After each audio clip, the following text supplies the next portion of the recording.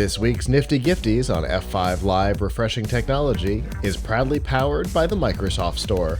Whether you're looking for a new laptop, tablet, Xbox, games, or a whole lot more, you can get them at the Microsoft Store. Remember, current students, faculty, parents, and active military can save up to 10% off almost everything. To browse the products and learn more about the discounts, you can go to f5live.tv/Microsoft. Well, just about 2 years ago, 3 years ago, you and I had a conversation, I guess, April, I think, of 2020. We had a conversation about how peripherals for computers were starting to become difficult to find. It was the beginning of the pandemic, the beginning of what we knew to be the pandemic. Turns out it started way earlier than we thought, but it was the beginning of what we believed to be the pandemic. And there were lockdowns, and all of us started working from home. And so companies were buying computers, and computers have notoriously bad webcams. And so they were buying webcams. And you'll remember the Logitech C920 could not be found anywhere. Anytime one showed up in a GameStop, we got an alert. Oh my goodness, it's a C920. Right. Well, it's been a couple of years now, and that boom has ended. We saw some reports out of the PC companies that shows historically low PC sales for the previous quarter, and now we've seen Logitech put out their quarterly earnings for the last quarter, which is their quarter 3 that ended in December, which is wildly confusing. I hate it when that happens. Doesn't matter. Anyway, their Q3 that ended at the end of December, they were down 22% year over year, which was already low from 21. And the biggest hit category was webcams. 49% decrease in sales. And, I see all this analysis. Well, why? Well, because webcams don't wear out. You could say the same for almost everything. But so keyboards and mice they're touched, right? They do have a failure rate. Computers, it will take a long time. It does. Oh, I've killed some. In gaming, you kill them surprisingly quickly sometimes. But those are theoretically consumables, right? A webcam sits and stays mostly untouched, which explains why the webcam category is a 50% cut. Everybody bought one. Right. Why do you need another one? Exactly. But you could also make that argument. Like, for example, laptops and desktops. I was looking this up the other day, what the replacement life is, right? Mm-hmm. I couldn't find the replacement cycle for the latest numbers on replacement cycle for laptops, which I would love to have. Mm-hmm. But I saw one on, I think, Statista? Yeah. Or whatever, that claims that it's the normal life cycle. The normal average life cycle for a desktop is like 5.5 years, and now it's going up to more like 7.5 years or something. Yeah. So,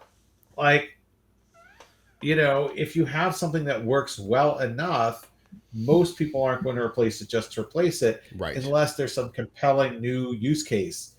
But So we had something that didn't work well enough, which were the built-in laptop webcams. They weren't very good. Right, in most cases, we're not very good. So people said, "Hey, we need something a little better when we're working at home." They got it. The shortages kind of went away, and now they have it. So, now we could wonder if, let's say, I don't imagine this happening because there's just so little appetite for people to do it. Even if, let's say, a new pandemic happened that wasn't COVID, and people were really convinced that you need to stay inside.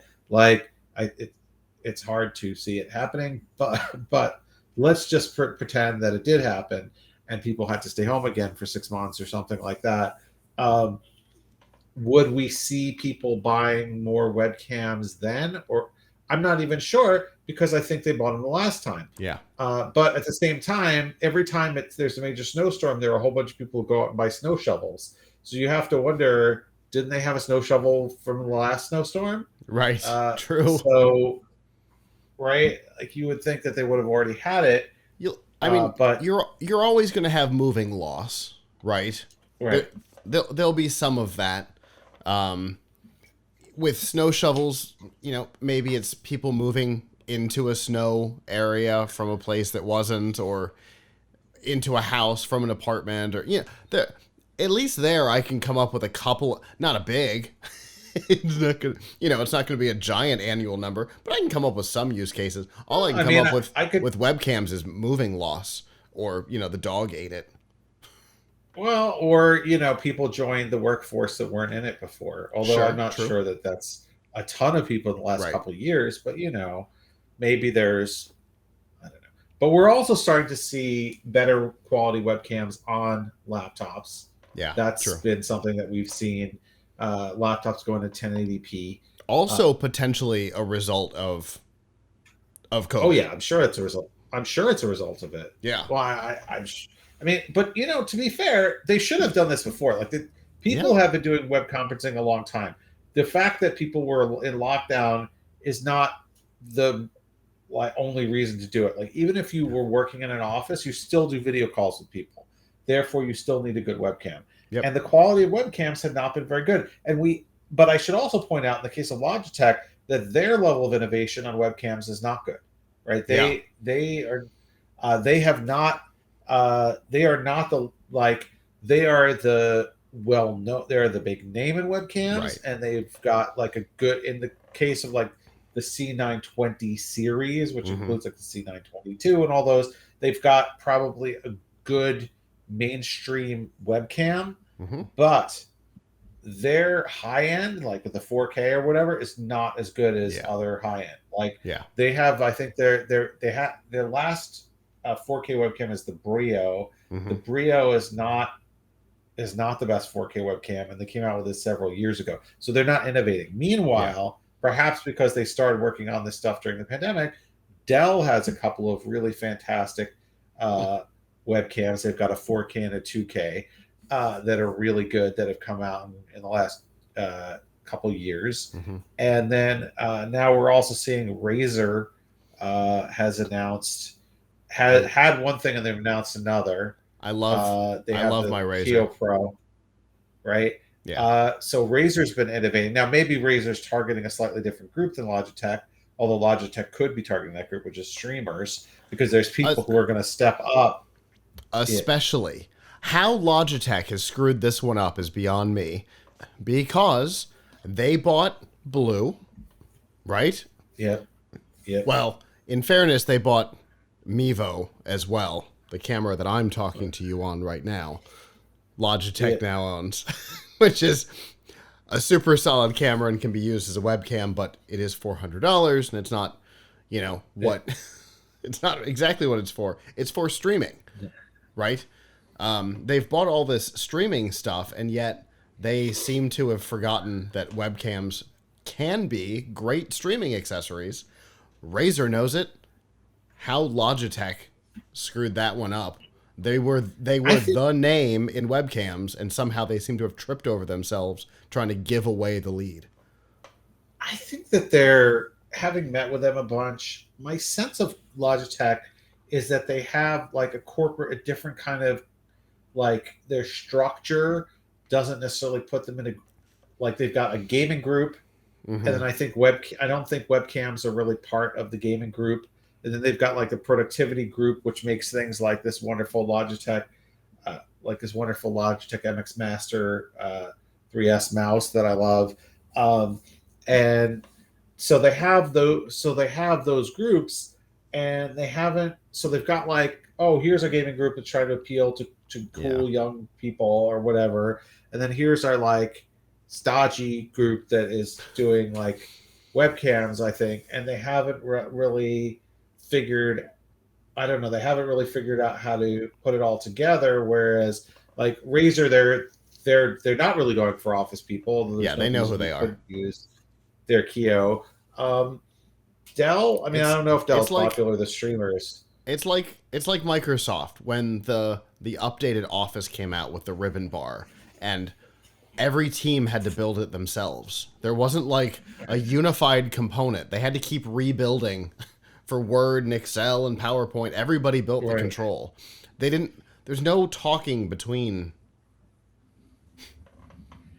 Yeah, I think they need to, to rethink a little bit. But anyway, I'm not surprised. I mean, we also saw some negative reports from Microsoft this week, Mhm. showing that Windows OEM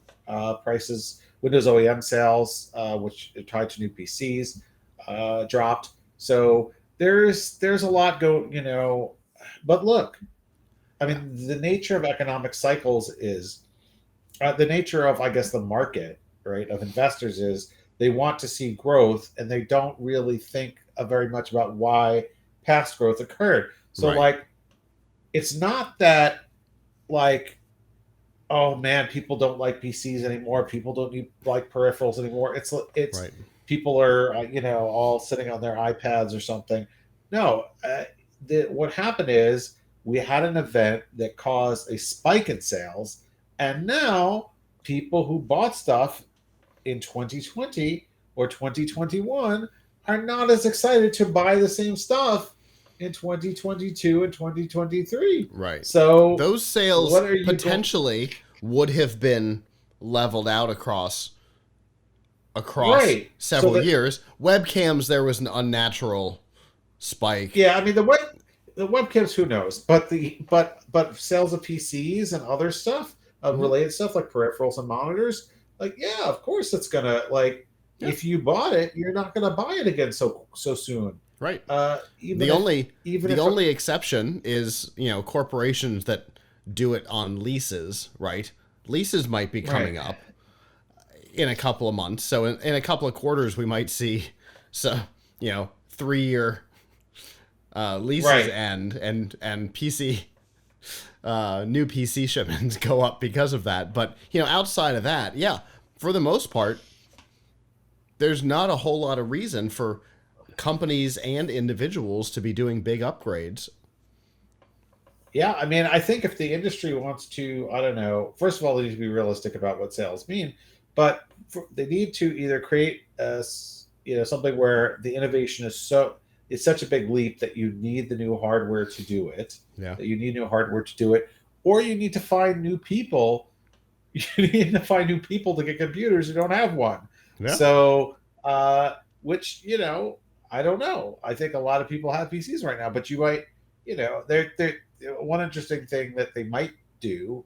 And you know what? It's kind of interesting because I saw a little of this at CES actually. Is maybe the industry would like children to have PCs more, because you know it has. I think that you don't like my son. We built him one when he was like turned 10. Um, but I think probably, and I don't have the statistics for this, probably in the home, probably kids may be getting Chromebooks from school and things like that, Mm-hmm. but you probably don't have a lot of younger kids with gaming PCs. So the question is, what age do you want them to get gaming PCs? Could could you try to, I don't know, push it to younger ages or whatever? We did see something a little bit interesting at CES this year, where one company, I think was it Cooler Master or Thermal Take? One company was actually, or somebody else was actually selling like kid-friendly PC cases. They had like little monsters on, like little cute monsters on them, like a friendly looking Frankenstein or whatever, Nice. and so like kids could sort of build their first PC with it. Sure. So maybe that's maybe that's a way of, I don't know, growing the market. But on the other hand, prices are still very high. I don't know a lot of people who want to spend thousands of dollars on their kid's PC. I mean, maybe the best case scenario is you have a parent who builds PCs and they're like, okay, kid, you can have my old graphics card and I'm going to get a 4090. Maybe it's something like that. But anyway, yeah, maybe pushing more members of the family to have a computer would help. I don't know if they can really do that, but right. But it's tough. You got a very saturated market that is just on a massive refresh. Yeah. And it is what it is. In my book, the analysis is easy. There was an unnatural spike, and that took what would have been level sales and pushed a lot of them over here, and now we're going to be low for a while.